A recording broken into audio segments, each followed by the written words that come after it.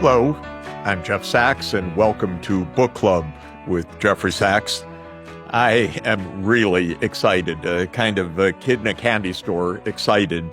Today, we're speaking with one of the world's most important thinkers, one of the great prophets of our time, the prophets of the digital and AI world. That is Ray Kurzweil. Ray Kurzweil is a name that is known all over the world. He's principal researcher and AI visionary at Google, and that's AI visionary is absolutely the title, though you could also call him a prophet. You could call him a guru of our time. But he's written a series of remarkable books that at first were deemed, I would say, way out there kind of science fiction, and now are being read almost as journalism because he predicted the world that we're living in right now, and now we're turning to him at every moment to try to understand where we're going. So today we're talking about the most recent book. This is The Singularity Is Nearer, When We Merge with AI, that is with artificial intelligence.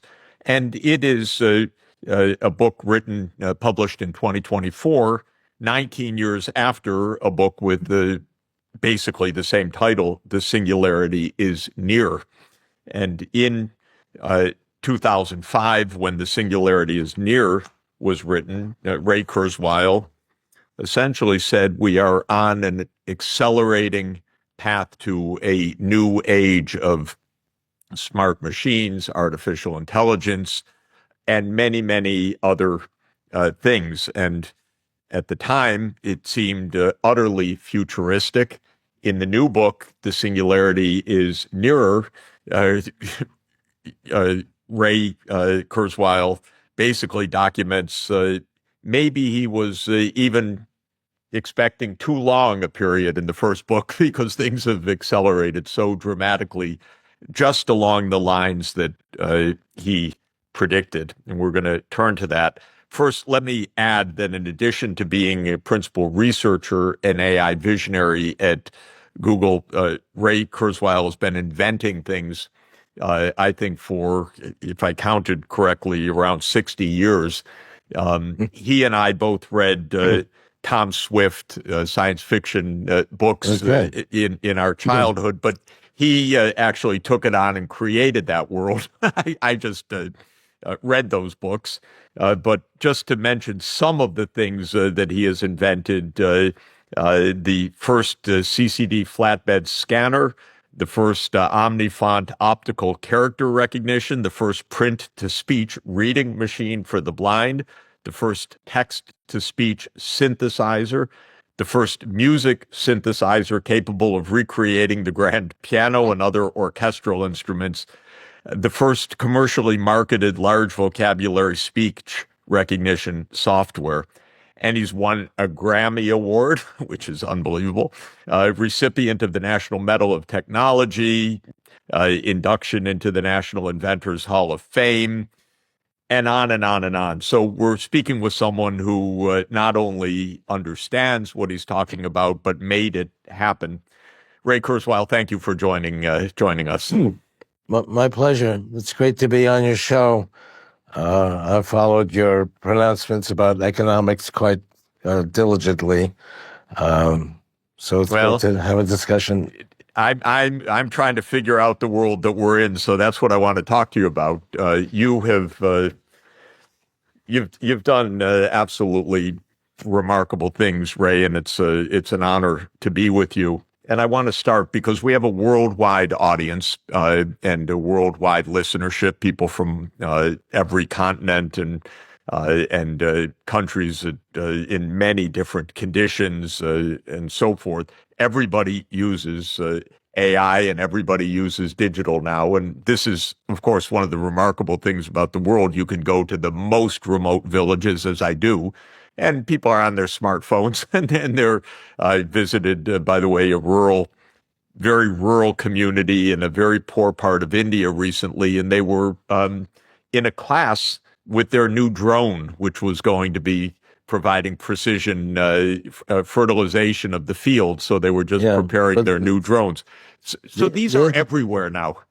educational systems are not adopting it from elementary school up through postgraduate schools. People tell people AI, don't use it because they're But afraid we're that, going to get to that. yeah, Before we do, since the first book in this two-book series, although there are many others that are part of this, but was The Singularity Is Nearer, and now The Singularity Is Nearer. Can you just tell everybody what is the singularity? What do you mean by that? And in what sense is it near and now nearer? well, it's a complicated question.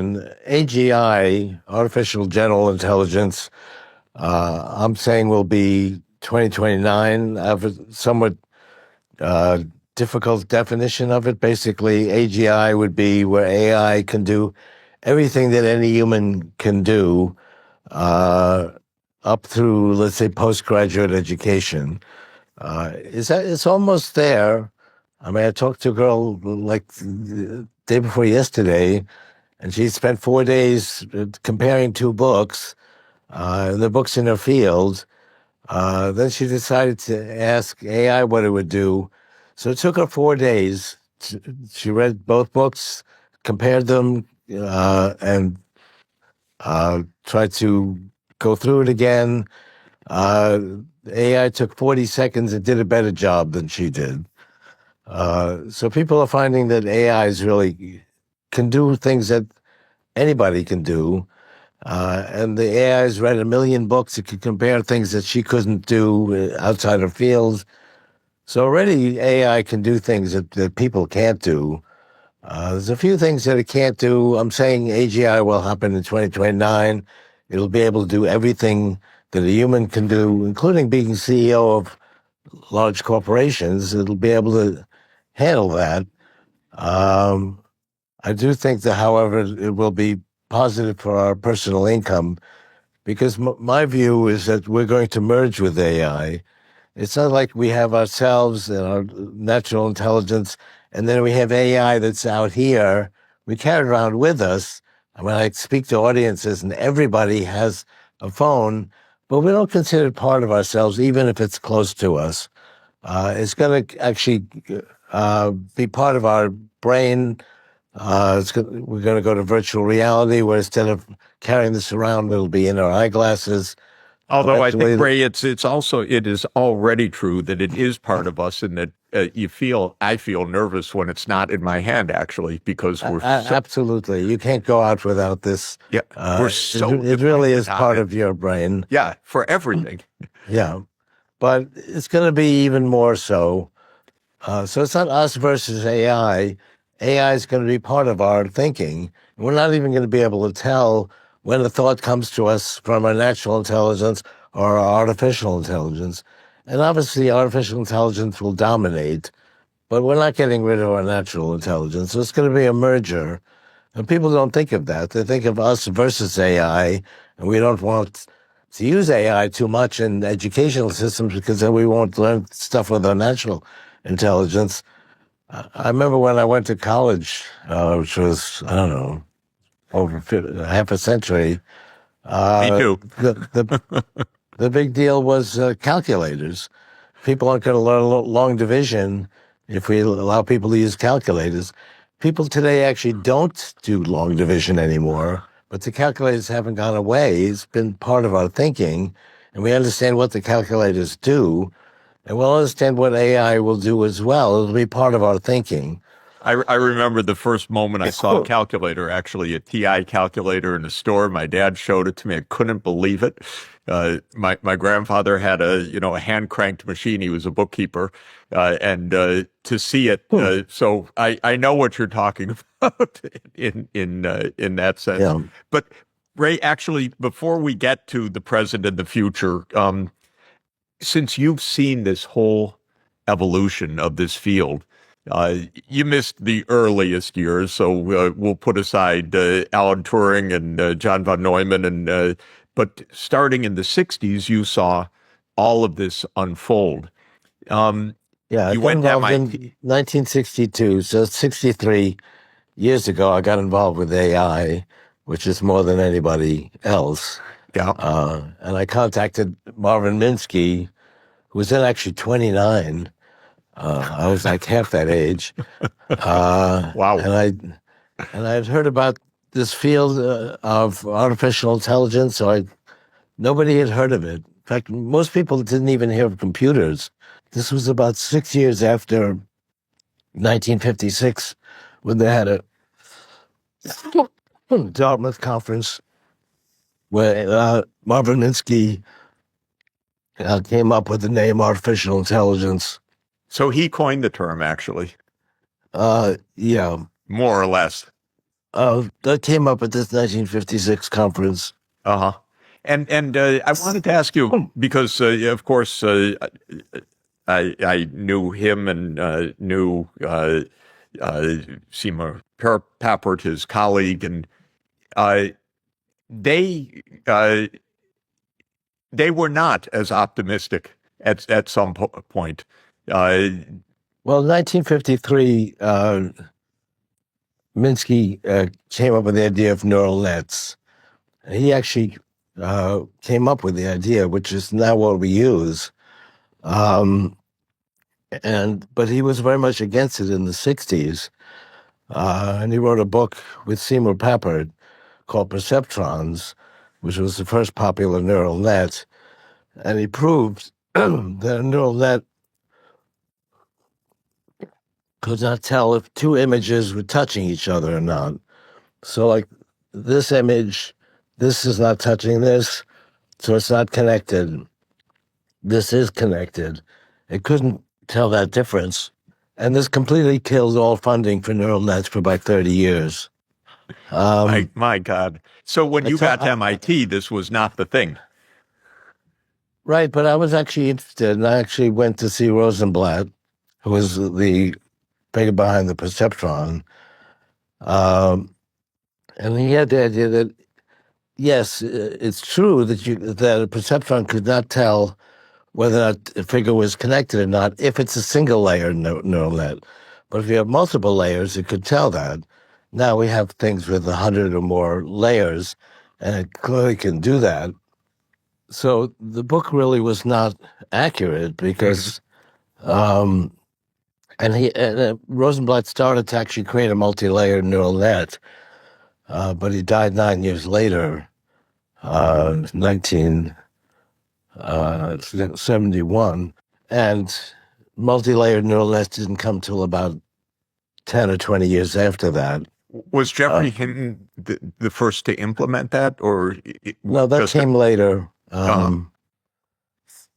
His contribution was how to calculate the back propagation, or what did he? How to apply them to large language models. And he was at Google. We had that concept. Large language models didn't come till about 4 years ago. 4 years ago, they began to show some indication, but they were filled with errors. It wasn't very accurate. So we've made tremendous progress in the last 4 years. I can show you how I make predictions if we bring up the computation chart. So this goes back to 1939, the very first computer. It was the Zuse 2. It was shown to Hitler. He was a German, but he was actually not pro-Nazi. But it got shown to Hitler. Hitler didn't see any value in it. One of the big mistakes he made. Mm-hmm. The third computer on this thing was done by Turing, and Churchill got behind that, and they were able to decode the Nazi error messages with that computer. Anyway, the 1939 computer did 0.000007 calculations per second per constant dollars. At the upper right-hand corner, 2024, the NVIDIA B200 chip did 500 billion calculations per second per constant dollar. This is an exponential graph. So a straight line means exponential growth. So this is a 75 quadrillion fold increase in 85 years in the power of hardware.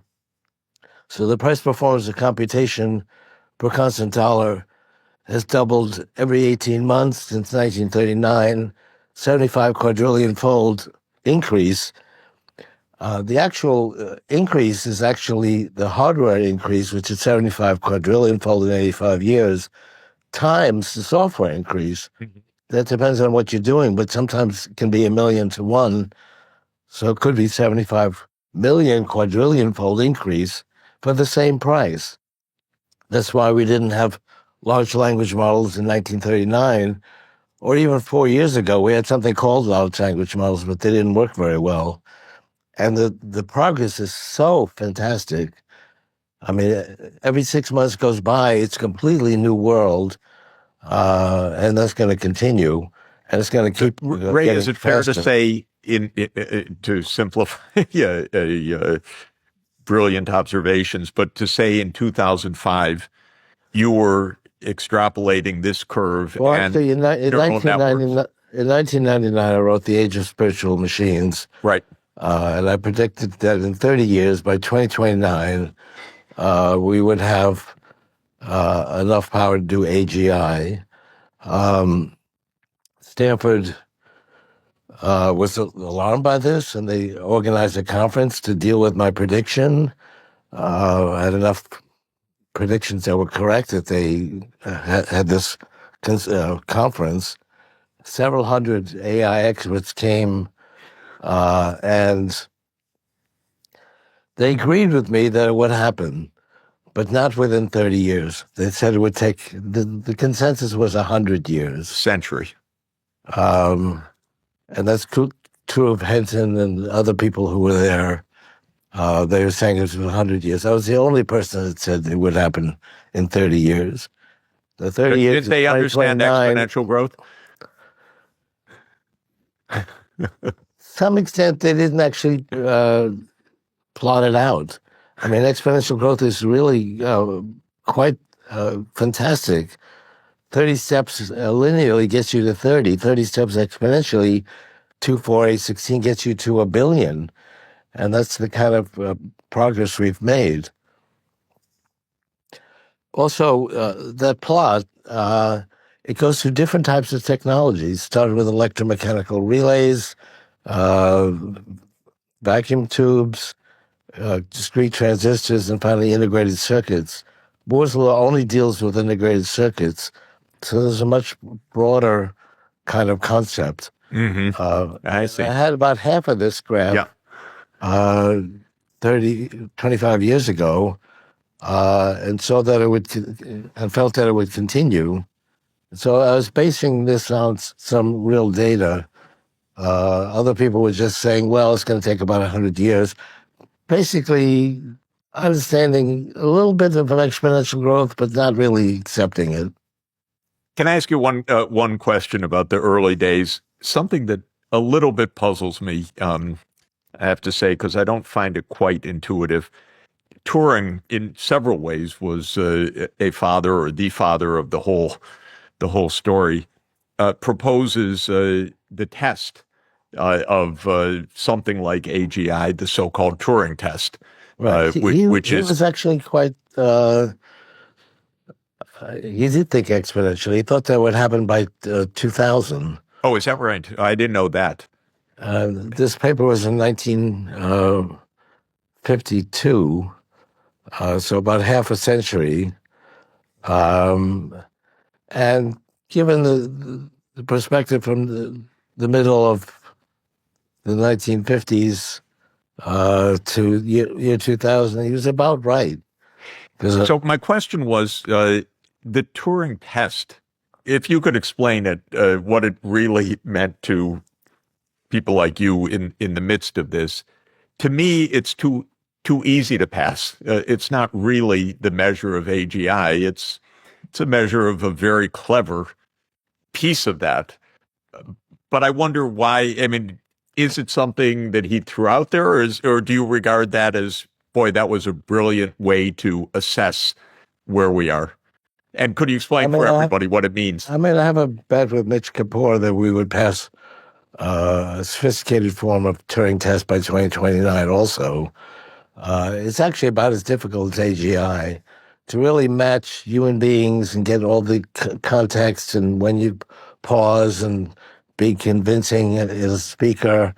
So can you explain to people what the Turing test is? Because not everybody will know it.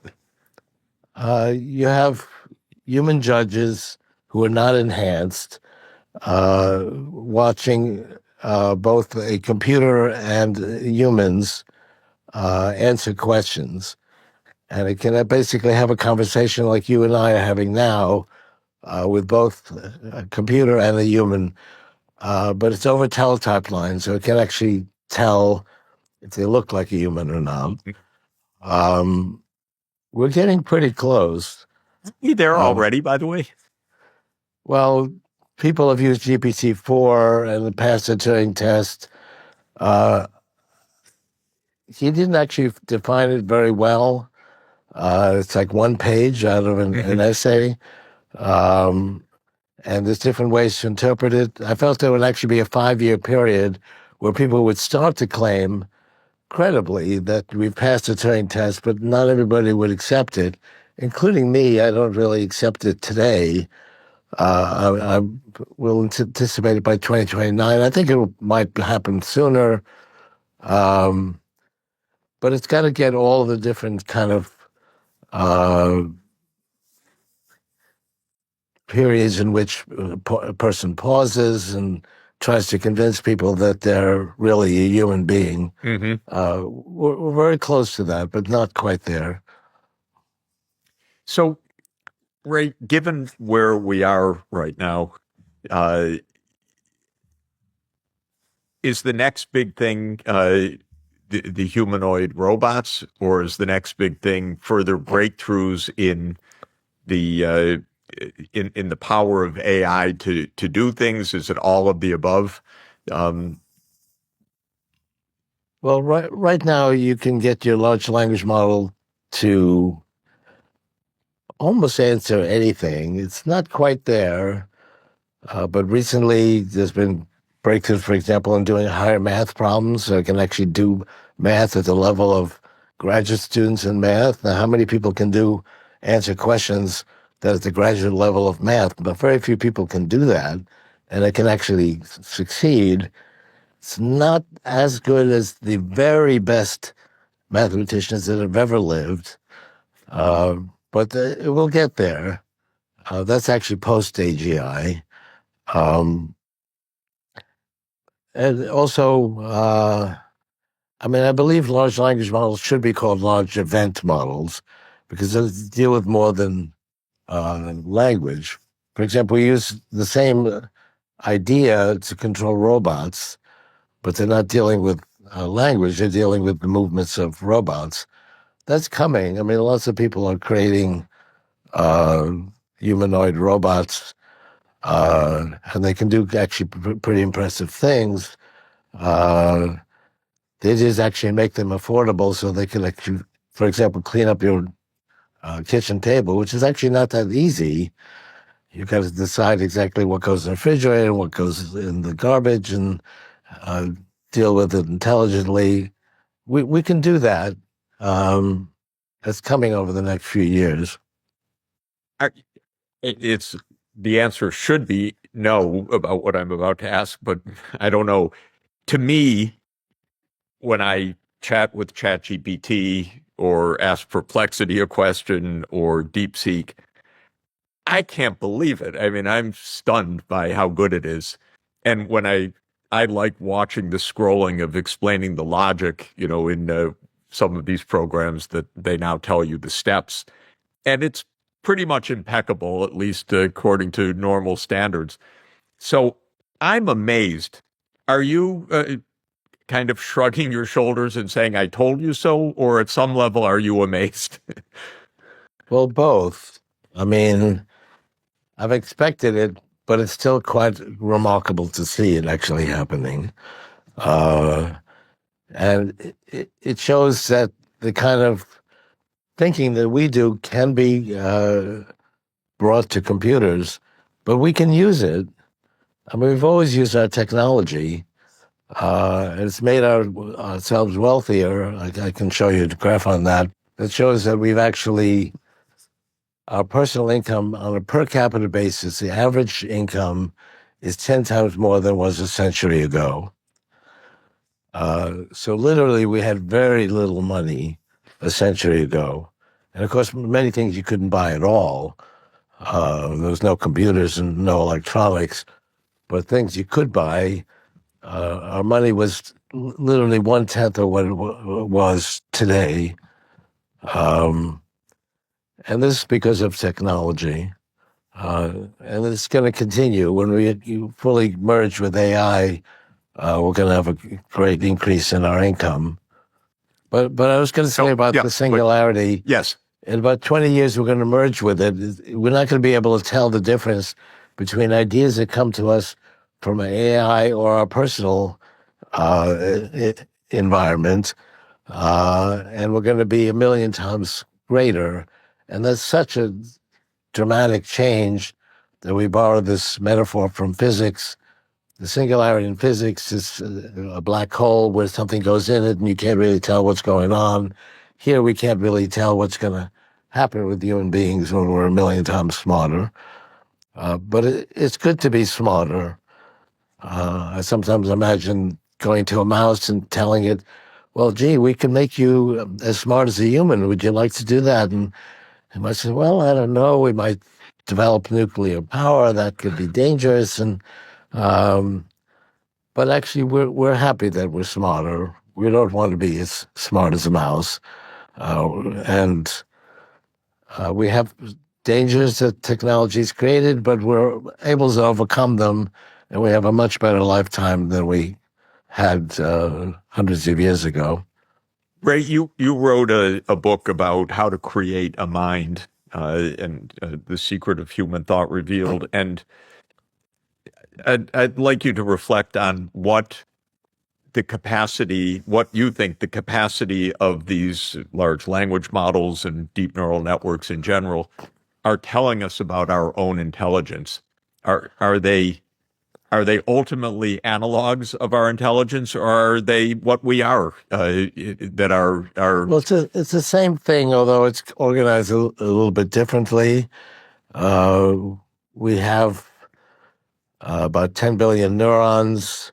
Each neuron has about 1,000 connections. In order to simulate that, we'd have to do about 1 trillion calculations per second. That's what we're getting to. I mean, the NVIDIA chip is now 500 billion calculations per second per constant dollar. The things that are coming out now are trillions fold, so they have the right hardware capability to be able to emulate human intelligence. But it can actually be, a lot of our intelligence is not really used. Some of it's used to control our organs and so on. So by the time we get to AGI, will be actually much more intelligent. It can do everything that any human being can do. No human being can do that. I mean, Einstein could think great thoughts in physics, but he actually played violin, but he wasn't a very good violinist. So we'll be able to do everything that anybody can do today and go beyond that. And we're using it for creativity. So, for example, in medicine, we can actually try every different possibility and try it out. Moderna actually had several billion different calculations about what could be causing COVID. And using different AI techniques, they're able to solve the COVID vaccine in 2 days. It used to take years. We then spent 10 months just proving it, but it was actually done in 2 days. And that's how we're going to create solutions to all different types of medical problems and other types of problems using AI. We have plenty of friends from college days who spent most of their professional careers on a protein, trying to understand how it folded. And now this is done. Yeah. Well, But AlphaFold 2 found the shapes of 200 million proteins in 2022. Prior to that, through all of history, human beings had tried this, and we only did about 200,000 proteins. So this was 1,000 times as much in 1 year. And then we've gone beyond that. Alpha Proteo can design new proteins that didn't exist before, that can bind to a target protein. So we're using AI to solve many different problems that were impossible for us to solve before. I once asked Gary Kasparov, the former world chess champion, about whether he had played Alpha Zero, or whatever the chess version was called, and he's not a modest man.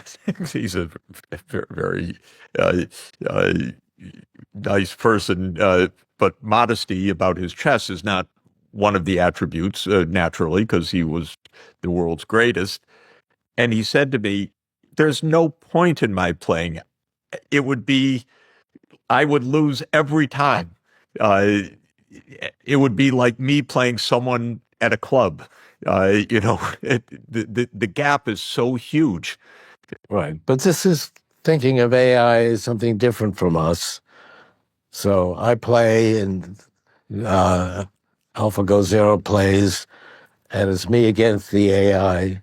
Yeah, But I think we're going to bring it into ourselves. It's going to be part of our capability, and that's going to be a major change. That's possibly why we call it the singularity, because it's very hard to imagine that.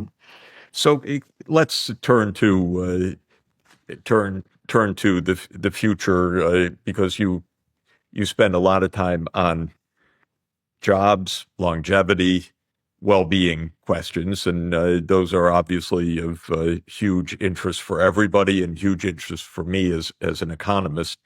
Um, One version of this is essentially the machines will do everything, the robots will do everything, we'll do the things we want to do, um, leisure time, culture, whatever is the human part.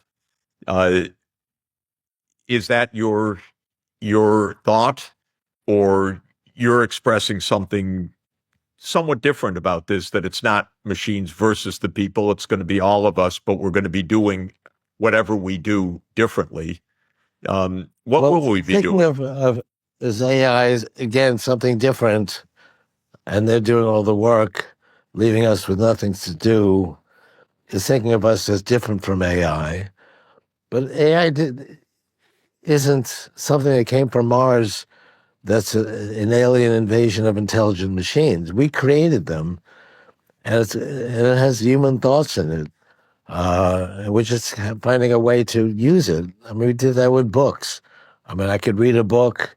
It was slow, but I could actually absorb, your thought in a book, um, and then I can articulate it. This is much more direct, and it will actually appear in my brain. But that's where we're going. So it's not going to be us versus AI. AI comes from humans, and it's going to make us more intelligent, ultimately a millionfold more intelligent. And that's only 20 years away. But we're going to be excited about it, just the way we think of our own thoughts. Uh, What this is? What do you think we are going to do with all of that capacity and ability that we don't do now? I mean, one well, thing I can I'll tell you what. observe, just to mention, a point that I've made for a long time, which I think is right. Um, it has been said that past automation, for example, which is a basic form of things we're talking about, didn't really eliminate work. It just led to different kinds of work and different kinds of skills and so on. The fact is, it did eliminate a lot of what we call work, in that the time that people actually spend at at work, whether it is their chores that is non-directly remunerated or in the workplace, really has declined remarkably. I mean, there is leisure time means something actually, and the Yeah. Well, I average mean, American works about 3 hours, 15 minutes a day uh, to support this very wealthy economy. So what will we do with our time? Whatever it is, well, however we're doing it. if we look at our past, in 1800, 80% of our efforts was to create food. Now that's 1.4%. And yet we have more people working and are making 10 times as much as we did 100 years ago. Well, I mean, it's going to affect everything we do. Take, for example, longevity. Right now, you go through a year and you use up a year of your longevity, so you're a year older. However, scientific progress is also advancing and coming up with new cures and new ways of treating disease. And right now, you're getting back, if you're diligent, which I'm sure both of us are, you get back about 4 months. So you actually only age 8 months. You lose a year, but you get back 4 months from scientific progress. However, the scientific progress is advancing exponentially. It's getting faster and faster. In about 7 years, by 2032 approximately, you'll get back a full year. So you lose a year, but you get back a full year. So you really don't age. Past that point, you'll actually get back more than a year. Um, so you're not going to die from aging. It doesn't mean you won't die. I mean, you could have an accident tomorrow, although we're making progress on accidents. Self-driving cars, for example, have virtually no accidents. Once we convert all of our driving to self-driving cars, the 40,000 people you lose in the United States each year from driving accidents will be close to zero. So we're making Isn't it, by progress. the way, interesting? Of course, this is the daily life, but if there's one accident in a self-driving vehicle, it's lawsuits, scandals, and Yes, so forth. If there are absolutely. thousands of human errors of old people, grandmothers, and so forth, driving into things, no news. That's standard, but Yeah. it is a complete. Or teenagers who go out Yeah, or drunk or whatever. right. But yes, and they're very aware of that. So if there's a single accident, it'll create a lot of publicity. So they're really trying to make it be almost perfect. If you drive the Waymo cars in San Francisco, there haven't been any accidents at all, and you see them everywhere. Is that right? No accidents from Waymo so far. Yeah, yeah. I didn't realize that. I thought our regulations would actually prevent this from happening in our cities. Well, it's spreading very quickly. Yeah, but some are now taking it up because it does make sense. Um, so, uh, one vision is that for a lot of people, there really won't be what to do because these whether it is AI systems, but now if it's humanoid robots that embody this, so they do the physical as well as the mental process. So And as you say, we're gonna have the AI within ourselves, so we're gonna be much more capable than we are today. what does that mean Um, within ourselves? we'll be coming up with new cures for diseases, new music, new art, um,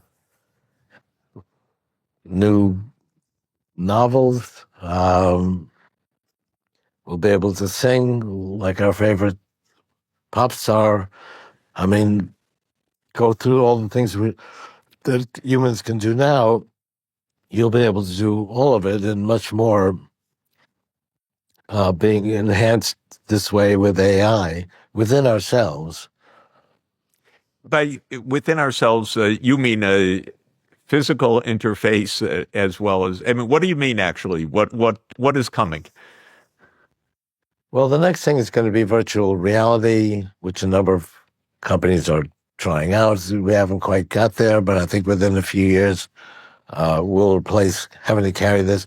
I mean, this is inconvenient because, I mean, how many times have you lost it?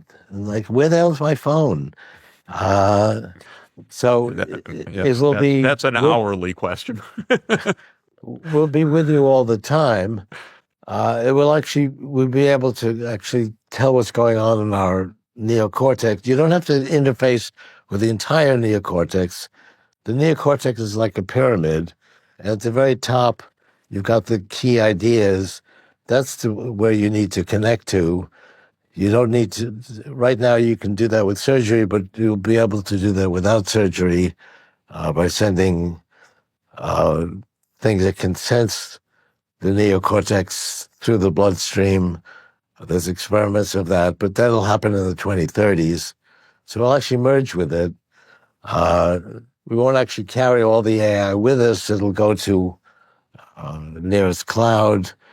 I mean, this is actually not that intelligent unless it's interfaced with the cloud. I mean, that's where it gets all of its intelligence. And cloud can be actually very secure. We use encryption that's virtually unbreakable. So your thoughts will actually go to the cloud. There'll be AI there. It will be as if it's in your mind, but you'll be connecting to it through the cloud. And the cloud will be much more sophisticated than it is today. It's not going to go down as much and so forth. Ray, one basic question. You have supported, I believe, over the years, but I don't want to put words in your mouth, but you've supported the idea that we're going to be so efficient and proficient that everybody can be brought along, that there should be a universal basic income and basic standards, which I would say as an economist makes complete sense to me, and I agree with that. It's not the way that we're going right now. Somehow, it seems we don't even have that rhetoric at the moment. We're going in a different way. And just to put it in a not personal, but in a semi-personal way, Silicon Valley seems to be led by libertarians who say, we don't want anything of bringing everyone along. You're on your own and it'll be fine. How do you find that part of this story? I mean, if you look at economics, liberals want to go a little bit more advanced, and conservatives don't want to go quite as advanced. But if you actually look at it, whether there's a liberal or conservative person or organization in charge of politics, doesn't really seem to matter. If you look at, I mean, 100 years ago, we had absolutely nothing from the government. Social Security was put in 1935. Right. And that was actually very spare compared to today's Social Security. Today we have a million things. They're trying to move it back a little bit. It doesn't really matter. If you look at what's affordable, it moves along regardless of the economics of the person in charge. And we're going to have to provide some kind of money somehow, otherwise we won't have a market, and that's not very good for economics. Can you tell your colleagues out there in California, if you're out there, that this is reality? Because well, it's going to happen regardless. I hope you're right. You know, one of the things that happened, I attribute a lot of the changes of American society of the last 50 years to kind of the pre-AI, but still digital revolution, the automation, the robotics, and so forth, as it occurred on the assembly lines. And it did leave people behind. We became much richer on average, but not much more generous, I would say, and not really acknowledging at Well, least. I mean, we have things that we didn't have before. Uh, I mean, now you can get a wristwatch, for less than $20 Yep. that gives you more capability than we could have like a year ago. Uh, you, I mean, this cell phone would cost billions of dollars in order to generate the computation it has in the 1960s, millions of dollars in the 1980s, and yet it costs, a few $100s. Um, so, and everybody has it. Uh, and that wasn't true 15 years ago. So prices we talk about inflation, but things are coming down dramatically, and it's going to affect everything we're doing. And by the way, I agree that we measure everything wrong. We don't measure all of the free goods and services every time we look at a map or are able to find our friend quickly because we're Absolutely, all yeah. connected. And this would have been immeasurably impossible, and nothing in our national accounts or our GDP or our consumer price index remotely reflects any of this. So our Yeah. system It's of going to keep measurement going that completely way. broken down. Yeah. And we're going to be that much more smarter as we go along. I mean, that's the whole idea of the singularity. Um, and What it's driven by this exponential growth in both hardware and software. 85 quadrillion folds in the last 80 years, just from hardware alone. I'm with you. What I don't understand is why we're almost engulfed in a sense of panic right now rather than a sense of plenitude. So we have capacities that were unimaginable. Every child could be in school, everyone could be on healthcare, and yet we seem to be gripped with this almost sense of panic rather than what should be true. Hey, we just went through how many quadrillion increase of capacity. Why do you feel that is, by the way? I mean, it's two different levels of looking at things. The kind of panic that people feel is, is really not real. I mean, compare ourselves today to 80 years ago. We had 100 million people killed. I mean, we're concerned now about wars that kill thousands of people, and that's terrible. And I don't want to see that. But compare that to 80 years ago, we had literally 100 million people in Europe and Asia lost their lives, plus many more injured. Uh, we don't have problems like that anymore. Although I think one of the real issues, and maybe it is an appropriate question also for you, which is that one of the reasons people are nervous about the wars is that we have the capacity to end, because of technology, we have the capacity to end humanity. It's not a not a myth, and so there's anxiety about something which was also unimaginable even during the period of those massive wars. If I turn that to AGI, we hear from Elon, for example, and so people who have a lot of credibility in these things. This is terrifying. This is the end of the world. This could end the world. Lots of dystopian talk, not so much clarity about what is their dystopia exactly. Is it runaway machines? Is it autonomous weapons? Is it the machines launch World War III? Is it something else? Well, What do you make of that kind of uh, seems to be real fear well, about you, AI? you might remember when we were in grade school, we would have these nuclear war protections. We get under our desk, we put our hands behind our head I to remember. protect us from nuclear war. It seemed to work. We were not blown up by nuclear war. In fact, if you were to ask people after the two atomic bombs that we used in anger, what's the likelihood we're going to go the next 80 years without this happening again? People would have said zero. Yes, And I yet agree it with never that. happened again. And we have actually people in charge of nuclear wars that we're not enthusiastic about. And yet we have not had that problem again. It doesn't mean we're free from it.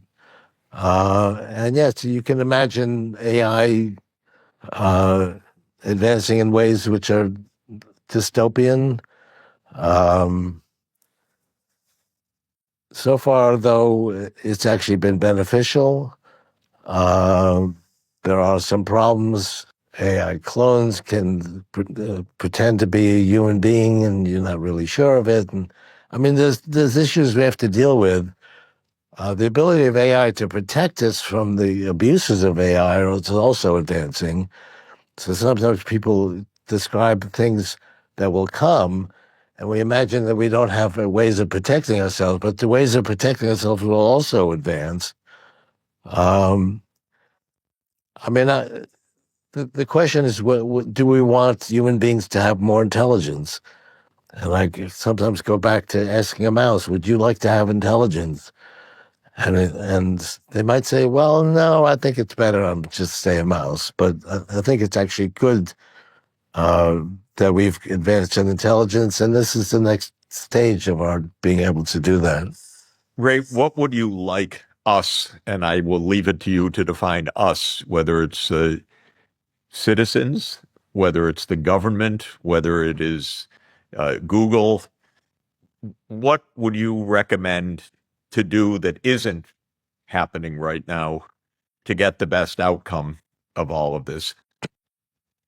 Well, I'm pleased with the way it's going. First of all, we have competition. There's lots of companies that can put out things that have an impact on the market. I would prefer actually to use AI from a large company, and there are a number of large companies doing this because they are protective of their reputation as well as their liability. You don't want somebody going saying, well, okay, you've got this disease, you should take this, and it turns out to be a problem.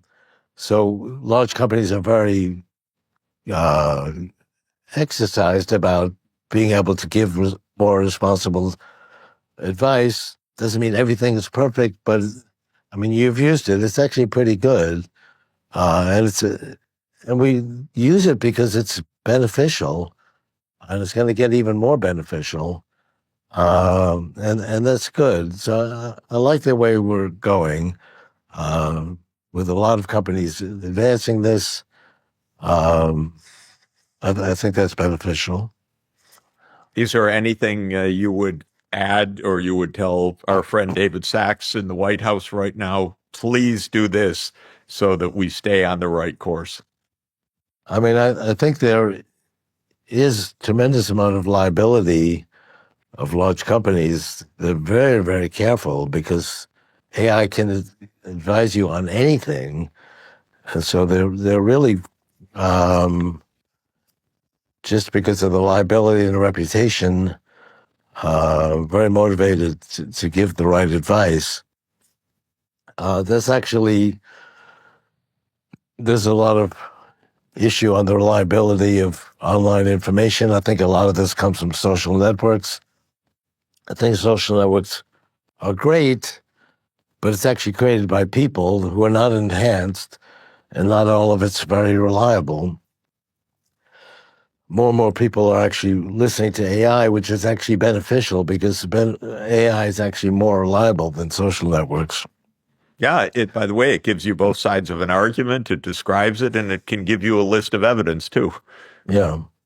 which I think is And it actually can give you very, citations for the evidence as well. yeah, I think extremely helpful. Let me close with one final question. I think I may know your answer to this because it's consistent with what you've been writing. But when we have AGI or when we have AGI plus, will we have machine consciousness, and will that make a difference for us in a fundamental ethical way as well? I mean, that's a philosophical question, which is not to say that it's not a real question. But there's no scientific way to answer that. I believe that you're conscious. Not all human beings seem conscious, but if they're engaged in discussion with me, I believe they're conscious. We can actually do that now with machines. Are they conscious? It's really hard to say. People tend to say no, but to actually use it as therapists and so on, and that's just beginning. It's going to become even more the case in the future. So I think we will agree that they're conscious, but there's actually no way of scientifically proving that. We go outside of shared human experience, like, for example, animal rights. Are animals conscious? I mean, I believe my cat is conscious, but not everybody agrees with that. I think they haven't actually met my cat, but yeah, but I bet your cat is would be my guess. but I think they will be conscious, but it's really a philosophical issue, and we'll be talking to other people, and part of their intelligence will be AI, and we won't be able to tell the difference. So we're going to accept that they're conscious. Ray, thank you very, very much. I know there will be many books forthcoming. One of them will be called "The Singularity Is Here." Maybe 2029, maybe even faster. So that's one that we're going to be reading soon. Thank you for your remarkable vision and helping us to look ahead. My pleasure to talk to you, Jeff.